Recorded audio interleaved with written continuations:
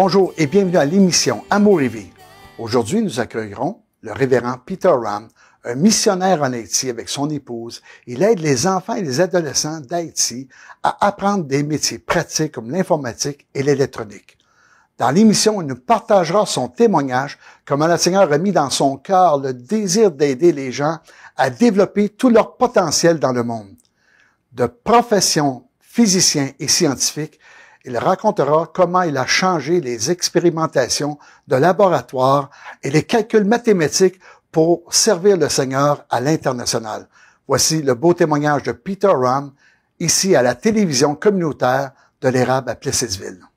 Eh bien, bonjour Peter, je suis content de te recevoir à cette émission. Comment bonjour, ça va? Marie. Ça va très bien, merci. Ça va très bien. J'aimerais, dans cette émission, que tu nous parles un peu de qui tu es, d'où tu viens, et j'aimerais qu'on commence par la petite enfance. Où tu es né? De quelle ville que tu es? Un petit peu de ta famille, après ça un petit peu de l'école primaire, secondaire, pour arriver à ta conversion. Alors, je te laisse partager. Parfait.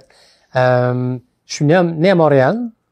J'ai grandi dans la région de Montréal et aussi sur l'île de Montréal, dans la ville de Saint-Laurent, quand j'étais rendu à la petite école. Okay. Quand j'ai commencé l'école, mes parents m'ont envoyé dans une école en français. À la maison, on parlait en anglais. Mes parents sont tous les deux parfaitement bilingues, mais ils voulaient que j'aie une bonne base pour apprendre à parler bien en français et écrire bien en français. Mais à l'âge de 3e année scolaire, la loi 101 s'en venait. Et mes parents ont décidé de m'envoyer en anglais parce que j'ai été obligé de rester en français toute ma vie. Leur objectif, c'était que j'aille en français au primaire et au secondaire en anglais. Okay. Et là, ça a tout débalancé mon système d'éducation parce que aujourd'hui, je sais ni parler en anglais, ni parler en français comme il faut, parce que je suis tout mêlé. OK, au point que ça a affecté tes deux langues. Oui, je dirais que oui. Okay. Parce que mon point fort, c'est les mathématiques et pas les langues écrites. C'est-à-dire que dans mes cours de sciences, toute ma vie, ça a très bien été. Et au niveau d'écrire, soit en anglais ou en français, j'étais toujours très médiocre à ce niveau-là. Mais reste que tes parents étaient avant-gardistes de te faire apprendre les deux langues? Parce qu'ils sont des anglophones de souche, tes parents? Non, vraiment bilingue. Mon père a été élevé dans une maison où sa mère est francophone et son père était anglophone. Et c'est là où vient mon nom de famille de mon grand-père, mais qui est né en Angleterre. Okay. Et mon grand-père est venu au pays lorsqu'il était bébé parce que son père a été gazé dans la Première Guerre mondiale. Okay. Et les souches anglophones sont de là. Du côté de ma mère, elle était élevée avec ses parents. Je pense qu'elle n'a jamais connu son père, mais dans une foyer francophone. Cette dame, qui était ma grand-mère, elle n'était pas capable de subvenir aux besoins de tous ses enfants, puis elle a mis quelques enfants dans des foyers d'accueil et est allée vivre avec une famille anglophone. Okay. C'est-à-dire que mes parents sont parfaitement bilingues et moi, je suis parfaitement mélangé. Dans le fond, tu es comme un gâteau vanille chocolat en même temps. C'est ça. Okay. Le meilleur des deux mondes. Maintenant, quel genre d'étudiant tu étais au primaire puis après au secondaire? Facilité avec tout ce qui est mathématiques et sciences. Difficulté avec les langues, de communication aussi. Rendu au secondaire, ça c'était intéressant. Au secondaire, on a été initié dans notre école secondaire un programme où on faisait des cours en anglais et en français. On appelait ça en anglais French Immersion. Okay. Ça a aidé à parfaire mon français. Après ça, très jeune, j'ai commencé à travailler. À l'âge de 13 ans, j'ai commencé à travailler dans les camps de vacances. Et par la suite, j'ai changé d'un environnement pour un autre environnement, d'anglophone à francophone. D'accord. C'est-à-dire, rendu au cégep, j'étais pas mal plus bilingue que quand j'étais jeune. D'accord. Et quand je suis rentré à l'université par la suite, c'était dans une université en anglais. Et c'est là où j'ai pu plonger dans un domaine scientifique complètement. Et là, j'avais plus le fardeau de langue. OK. Maintenant, à l'université, tu dois être à McGill à Montréal? Non, j'ai fréquenté l'université Concordia University. OK. Et j'ai été admis dans les mathématiques, mais j'ai trouvé ça très ennuyant parce que c'est pas appliqué. C'est des équations avec des symboles, des chiffres et toutes sortes de choses de ce genre-là, où est-ce qu'on apprend à faire beaucoup de choses mathématiques, mais rien d'appliqué. Et par hasard de Dieu, pourquoi je mentionne ça? Parce que je m'en sers de cette étude-là aujourd'hui. Par hasard de Dieu, je rencontre un de mes amis dans un laboratoire en physique. Lui avait étudié en chimie. Il s'est ramassé en physique par besoin de son cours de chimie, faire un laboratoire en physique. Je le rencontre dans le laboratoire de physique et pour moi, c'était un environnement de rêve. Parce que depuis mon enfance, j'ai toujours défait des affaires pour comprendre comment ça fonctionne. Et finalement, j'arrive dans un environnement où ce que je peux voir ce qu'on fait avec les équipements scientifiques. Et j'ai carrément changé de discipline à l'université en voyant le laboratoire de physique. Okay. Puis j'ai lâché la maths pour le physique. Okay. Comme ça, tu as été en sciences à l'université, oui. En physique et plus applicable. Physique expérimentale, au lieu de théorie. C'est une expression que j'ai jamais entendue, moi. Physique expérimentale. Ça veut dire quoi? Tu passes la plupart de tes cours en laboratoire à faire des expériences scientifiques avec différentes choses. Je me suis principalement mis à étudier l'électronique. Okay. Parce que tous les principes physiques s'appliquent à l'électronique. Absolument. On construisait des circuits électriques. Je suis même devenu démonstrateur de laboratoire de physique pendant mes études. Et je me suis spécialisé dans la science expérimentale parce que j'aimais beaucoup appliquer. Le théorie pour le théorie, c'est du bourrage de crâne. Mais je voulais faire quelque chose avec mes mains. Je voulais expérimenter des choses, créer des choses. Et même si j'étais en physique expérimentale, le monde me disait autour de moi, mais il n'y a pas de job dans ce domaine-là. Mais je leur expliquais, j'aime tellement ce que je fais, j'ai tellement des bonnes notes, que ça va m'ouvrir les portes si jamais je dois faire un changement de carrière dans le futur. Mais je reste en physique expérimentale. Donc, tu as gradué un baccalauréat? Oui. OK. Et maintenant, ça t'a emmené sur le marché du travail? Oui. OK. Quel a été ton travail? Parce que ça, tu dis, j'avais l'espérance qu'en ayant des bonnes notes, que ça allait être démonstratif, qu'on allait m'engager. Est-ce qu'on t'a engagé? Faut que je mentionne aussi que parallèlement, depuis le cégep, je m'intéressais beaucoup à l'informatique. Et quand j'étais au cégep, au lieu d'aller traîner avec des gens d'un bar le vendredi soir, moi, je traînais au laboratoire d'informatique au cégep. Et j'avais un ami qui était très passionné de l'informatique. Lui, il s'en allait pour étudier en informatique. Moi, je savais pas encore au cégep vers où que je m'en allais, mais j'aimais tellement l'informatique en même temps. Je le faisais en dehors de mes études. OK. On est dans quelle année ici? 84, 85, okay, 86 à peu près. 1886. OK. On se connaît depuis 100 ans. Ah, c'est ça. Et rendu au cégep, j'ai encore fait... Mais j'avais commencé l'informatique. Ça, c'est intéressant. Faut que je mentionne ça. Parce que ça revient rejoindre ce que je fais aujourd'hui en Haïti. Oui. Au secondaire, à Ville-Saint-Laurent, on parle dans les années... J'ai gradué en 83, ça veut dire qu'en 79, 80, 81 à peu près. J'ai commencé à faire de l'informatique au secondaire parce que on a eu des professeurs incroyables qui ont construit un ordinateur dans l'école et ils ont mis des terminales dans notre classe informatique dans les années 80. On est au tout début de l'ordinateur. Oui. Oui. Les ordinateurs qu'on vend sur le marché dans ce temps-là coûtaient au-dessus de 2000 $. C'est quelque chose. Hein? Puis nos professeurs avaient construit un terminal, donc construit un genre de mainframe dans une pièce avec des étudiants. Ils ont installé dans les classes des terminals pour qu'on puisse faire de l'informatique. C'est-à-dire, au secondaire, j'ai commencé l'informatique. Au cégep, parce que j'aimais déjà ça au secondaire, j'en faisais au cégep. Rendu à l'université, j'en ai fait un peu moins, mais j'avais appris à programmer. Quand tu arrives sur le marché du travail et tu vas sur le marché du travail et tu as la science et de l'informatique, c'est déjà un bon bagage. Par hasard de Dieu, dans ces années-là, j'avais aucune relation personnelle avec Jésus. À un moment donné, un de mes beaux-frères, il parle avec un de ses collègues, pas un collègue, un ami, et son ami, par hasard de Dieu, lui dit, « Est-ce que tu connais par hasard un physicien? » Fait que là, c'était toi. C'était moi. Puis en plus, je savais programmer. Et c'est ça qu'il avait besoin, un programmeur en informatique qui est capable de faire de la modélisation, de propagation de feux et d'incendie dans les navires qu'on a traduit par la suite pour les bâtiments. OK. C'est-à-dire que j'ai vraiment vu que Dieu a tracé mon chemin à travers de ça. OK. Donc, quand tu regardes ta vie de reculons, tu vois ça, mais à l'époque, tu connaissais pas le Seigneur encore. Non, pas du tout. J'avançais comme tout jeune qui finissait l'université, je suis arrivé sur le marché du travail. J'ai trouvé un emploi qui est devenu un emploi de rêve pour moi parce que je pouvais appliquer des choses, je pouvais voir ce que j'étais en train de faire parce que je programmais dans un environnement où ce que je modélisais des bateaux par tranche d'étage qui partent en feu. C'est-à-dire que visuellement, je voyais ce que je faisais. Okay. Donc, tu étais un petit peu chercheur et avant-gardiste. Le titre de mon emploi, c'était directeur de recherche et développement. OK, bon, tu vois, c'est intéressant. Donc, tu es chercheur à la base. Oui. Maintenant, tout ça t'emmène à découvrir le Seigneur. Comment est arrivé le Seigneur vient visiter ton cœur au point de dire, OK, je te suis maintenant. OK. Ça débute dans mon enfance où ce que j'ai vécu des questionnements au niveau de Dieu et de Jésus-Christ parce qu'on les présentait, on voit des films à la télé, on allait à l'église quand on était tout jeune avec mes parents.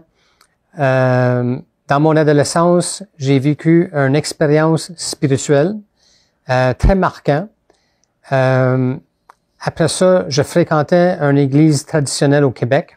Et un jour, j'aimais cette église-là où est-ce que j'allais. Mes amis faisaient partie de la chorale et de la jeunesse de cette église-là. Et j'invite mes parents à un réveillon de Noël à l'église. Et dans l'église, dans ce temps-là, on recule dans les années 80. D'accord. À Montréal, il y a presque personne dans les églises traditionnelles les dimanches. Il y a presque pas de monde. Il y avait ma groupe de jeunesse, qui était peut-être 20 jeunes dans cette église-là. On parlait pas beaucoup de l'Évangile, on parlait pas beaucoup de Jésus, mais c'était un groupe de jeunesse dans une église. Okay. Et parce que j'allais à cette église-là régulièrement, j'invite mes parents pour le réveillon de Noël. Et comme je te mentionnais, il y a presque personne dans l'église. Mais le 24 décembre, on arrive à l'église. C'est une église qui pouvait contenir au moins 2000 personnes. Et j'ai même pas de place pour m'asseoir, ni moi, ni mes parents. Okay. Et j'étais là tous les dimanches pendant des mois de temps. Elle était toujours vide. Quelques personnes dans l'église.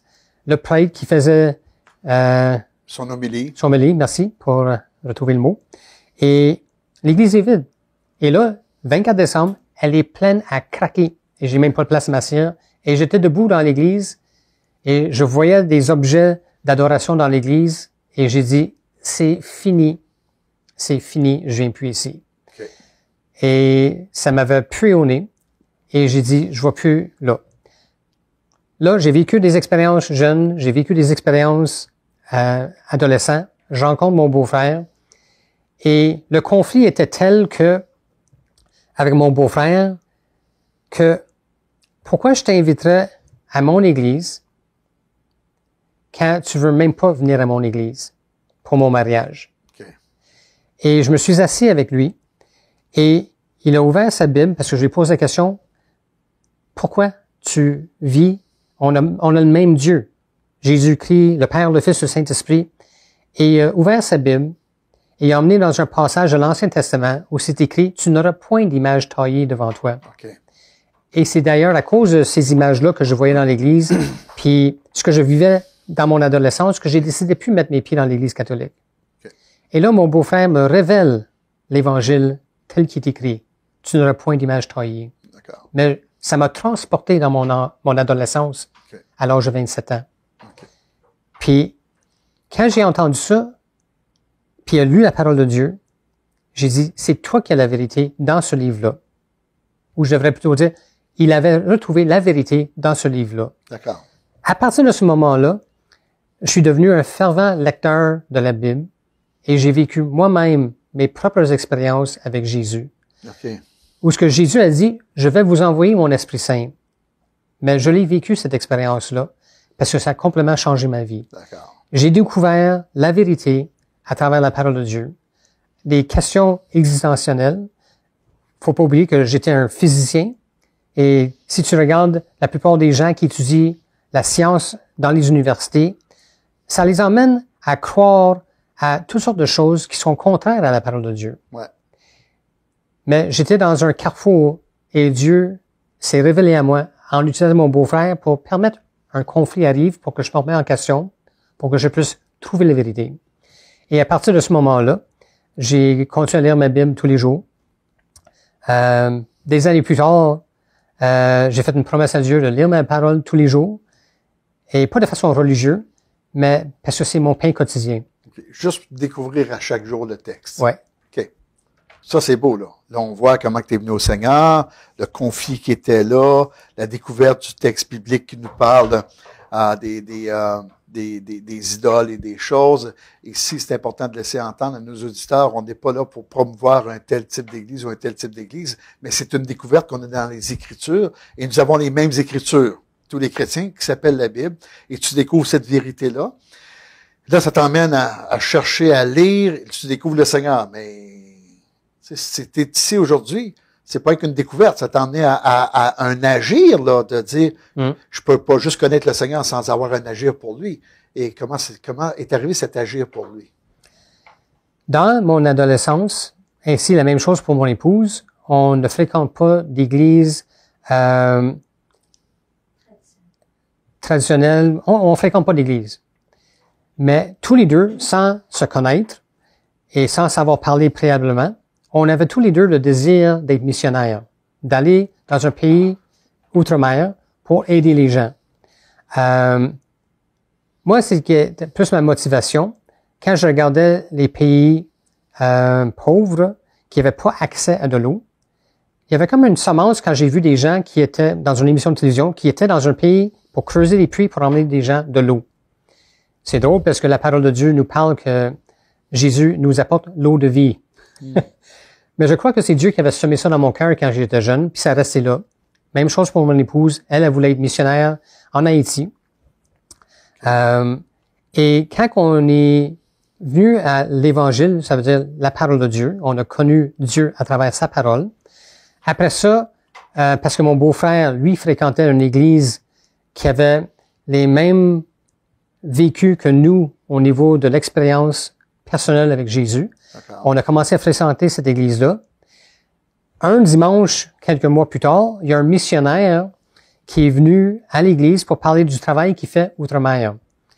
Et là, je donne un coup de coude à mon épouse, puis je dis, il y a des missionnaires dans cette église ici. Dans l'église où j'avais fréquenté quand j'étais jeune, on n'entendait pas parler de missionnaires. Et ça a laissé une semence dans notre cœur qu'on a porté toutes les années qu'on a été dans l'Église avant de dire qu'on part en mission. D'accord. J'aimerais à ce moment-ci qu'on puisse entendre le chant que tu as choisi. Tu seras la louange et on revient après l'écoute.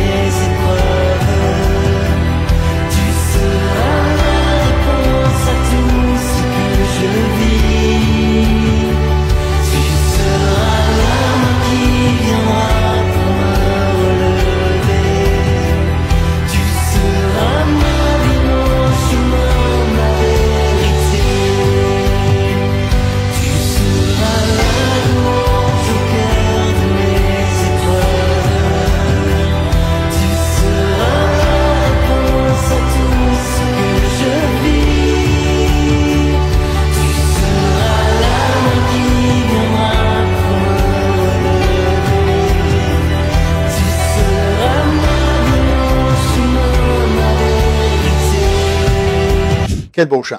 Et ça nous partage sans peur et marcher avec confiance. Et pourquoi ça t'a accroché ce chant-là? Quand j'ai entendu ce chant, il y a une phrase qui m'a beaucoup touché. C'était écrit « Sans peur, je marche avec confiance ». Présentement, on est en année 2022 et ça va faire 4 ans que mon épouse et moi, on est en Haïti. Et l'atmosphère du pays Haïti va toujours de pire en pire depuis 4 ans. Okay. Et quand j'ai entendu les paroles « Sans peur, je marche avec confiance », je trouvais vraiment que ça exprimait bien qu'est-ce que je vis avec ma relation personnelle avec Jésus. Tu ne peux pas vivre dans un environnement hostile, dangereux pour ta vie, où on manque beaucoup de choses. On n'a pas accès à la nourriture qu'on aimerait avoir, on n'a pas accès à l'essence parce qu'il manque souvent l'essence. Il y a un danger pour notre sécurité personnelle. Quand on va faire, en guillemets, l'épicerie, et on doit aller dans une plus grande ville que où ce qu'on vit, puis on va à la banque, ça veut même pas dire qu'on peut avoir accès à l'argent. C'est ça le niveau de difficulté de vivre en Haïti présentement. Et juste même avant de quitter Haïti, il y avait même une question cette année parce qu'on avait décidé, malgré le COVID, on revient cet été. On n'a pas vu nos enfants, nos petits-enfants depuis 3 ans. On a un petit-fils qui est né il y a 2 ans et demi. On ne l'a jamais vu. Et là, on se préparait pour partir d'Haïti. Et quelques jours avant de partir d'Haïti, les manifestants sont rendus dans l'aéroport, dans la ville où ce qu'on vit, ou proche de la ville où ce qu'on vit, et ils ont détruit un avion puis ils l'ont brûlé à terre sur le terrain d'atterrissage. OK. Sans peur, je marche avec confiance. Mon épouse et moi, on était confiants qu'on allait retourner au Canada cette année. Et quelques jours avant qu'on parte, l'aéroport est attaqué. Sans peur. Sans peur. Nous étions sans peur. Ce qui laisse entendre que ça prend vraiment un appel de Dieu pour être missionnaire. Je pense que ça prend un appel de Dieu pour vivre n'importe où aujourd'hui. OK. Quand on est revenu au Canada, chapeau à tous les Canadiens. Vous êtes mes héros.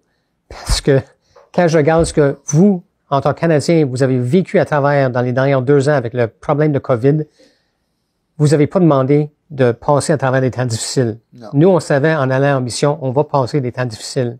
Mais vous, non. Ce serait intéressant de savoir c'est quoi ta motivation pour de missionnaire et quel est ton travail en Haïti. On a constaté qu'on avait besoin d'investir notre énergie auprès des enfants pour qu'ils puissent apprendre à travailler avec leurs mains dans toutes sortes de domaines qu'on pourrait imaginer.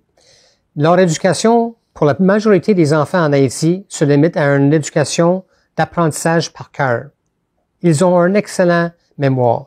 Ils ont de excellents comment je peux dire, capacité sociale de communiquer entre eux. Okay. De s'entraider, c'est extraordinaire. Mais quand ça vient sur le niveau de finir secondaire puis dire je m'en vais travailler, ils ont une lacune incroyable au niveau de travail manuel. Et on est arrivé en Haïti en se disant on veut aider des institutions en Haïti à développer dans le futur des moyens d'apporter une éducation plus expérimentale, plus pratique aux enfants. Et on a introduit de l'informatique en Haïti. Et ça fait penser un peu, comme j'ai mentionné tantôt, quand même mes professeurs ont introduit l'informatique dans nos écoles quand on était enfants. Toi, tu le fais en Haïti. Là, on le fait en Haïti. Et je trouve ça vraiment drôle. Je trouve que Dieu a un sens d'humour. Okay. Et les directeurs d'école et les professeurs avec qui on travaille sont plus que heureux de voir ce qu'on fait à ce niveau-là. Okay. Maintenant, tu es après nous dire que quand quelqu'un connaît l'informatique, ça va l'aider à un développement pour même un travail manuel par la suite? Oui, parce qu'on donne pas des cours théoriques en informatique. C'est déjà fait dans le curriculum en Haïti pour le secondaire. Okay. Ils apprennent l'informatique sans ordinateur. Okay.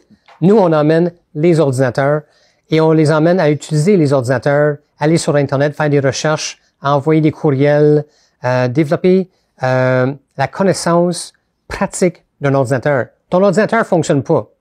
Okay. La plupart des gens ici, on court vers le réparateur. Mais moi, je suis en train de les montrer comment déboguer probablement leur ordinateur pour qu'il fonctionne. Okay. En plus de ça, mes étudiants deviennent des professeurs d'informatique. Donc, on appelle ça la reproduction. La reproduction. Gloire à Dieu. Ton verset, Ésaïe 30, verset 15. Ça dit, c'est dans la tranquillité et le repos que sera votre salut. C'est dans le calme et la confiance que sera votre force. Et le salut parle d'être sauvé. Mais on a besoin d'être sauvé à plusieurs niveaux. Pas juste d'être sauvé pour aller au ciel. Sauvé de notre situation, notre contexte, de nos difficultés. Et d'avoir de la force à travers le calme et la confiance en Dieu, c'est extraordinaire. Amen. Et quand on expérimente ce passage-là pour de vrai dans notre vie, au quotidien, comme en mission, comme ici au Canada, on a toujours l'opportunité de mettre ça en pratique et de vivre le bénéfice du fait d'être sauvé et d'être renforcé par Dieu. Un gros merci. Et chers téléspectateurs, il y aurait tellement à dire qu'on manque de temps, Mais il y a toujours une possibilité de pouvoir rejoindre notre missionnaire et on va faire apparaître ça en bas de l'écran si vous désirez en savoir plus à propos de Pasteur Peter Oram. Vous avez entendu comment le Seigneur a transformé la vie d'un scientifique de la physique pratique dans un missionnaire en Haïti. Et de la manière et la façon que le Seigneur a changé la vie de Peter, il peut le faire avec nous tous. Je désirais à ce moment prier pour vous. Seigneur Jésus, tu as pu prendre quelqu'un qui était un scientifique pour l'utiliser comme missionnaire en Haïti. On voit que la science n'est pas contraire à la foi. Nous savons que les choses que nous faisons peuvent avoir une incidence auprès des gens qui nous entourent et de ne pas croire que ce que nous savons n'a pas d'importance pour aider quelqu'un. Peter a démontré le contraire dans son témoignage. Mais à la fois, il t'a connu et tu as transformé sa vie et tu l'as changé en étant un missionnaire aujourd'hui. Fait que nous soyons des missionnaires dans notre famille en te découvrant pour qu'on puisse emmener de l'aide aux gens qui nous entourent. Au nom de Jésus. Amen. Finalement, je voudrais vous inviter à notre église Amour et Vie de Victoriaville tous les dimanches matins à 10 h. Aussi, nous vous attendons ici pour une nouvelle émission de la TVCE la semaine prochaine. Au revoir.